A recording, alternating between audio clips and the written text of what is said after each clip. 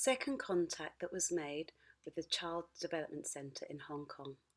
This setting is of great interest to us as they offer English language education following the early years foundation stage, and so their curriculum aligns with the curriculum offer at the British School. The centre works with learners with moderate to severe learning difficulties, which may prove to be a stigmatising issue to some British school parents, unfortunately, but the SEN provision matches our requirements, and so we are keen to investigate the potential for partnership working with this setting. Their lead practitioner is keen to offer support to parents and to faculty at the British School, and to that end, we shall be organising training led by the Child Development Centre over the summer on issues related to pre-entry assessments for SEN diagnosis. The British School has an existing relationship with SPOT in Hong Kong, a setting to which we currently tend to refer those learners with SEN needs which cannot be accommodated in a safe and inclusive way into the mainstream education at the British School of Guangzhou. Later this academic year, we will be running remotely led seminars with the specialists from this setting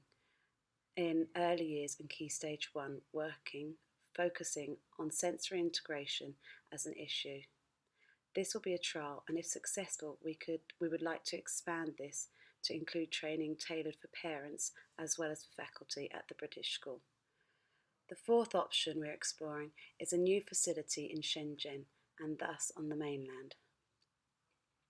which is an expansion of a long-established and prestigious SEN support facility with campuses in Shanghai and Beijing. This setting has provided staff training on sensory integration, and this has proved to be successful, so we are hopeful the relationship with Olivia's Place. An advantage for parents with this setting is the mainland location, the prestige of their setting, and the bilingual support offered.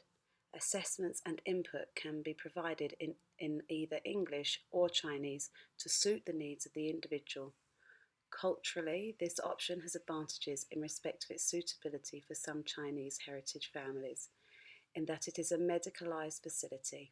and so the therapies and support offered are done under a medical practitioner's supervision. This is important from a financial perspective for some parents, as the fees, which are an inevitable aspect of a private education, may be chargeable back to medical insurance cover, and the medical aspect supports parents from the status perspective. The social model of disability is not as prevalent in popular discourse in China as in the industrialised West, and attitudes towards disability and to SEN issues are culturally distinct in ways which some may feel uncomfortable with. A medicalised perspective is perhaps culturally appropriate, not least as it's more tolerable to some Chinese sensibilities to treat SEN issues as a medical need rather than from other standpoints. We are developing, then, as a setting in becoming more nuanced and more disciplined in the services of early identification and intervention with SEN-related issues, and have an expanding network of options from which to support learners and parents,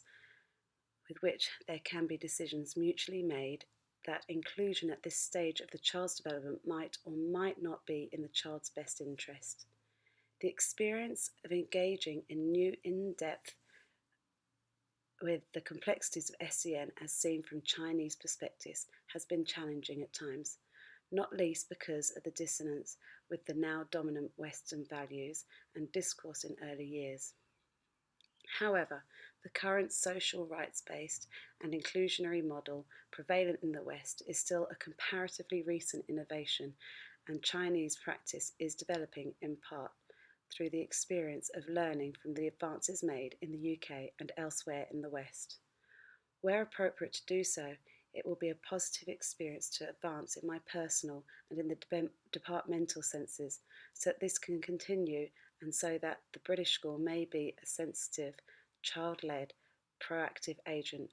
where SEN issues are concerned.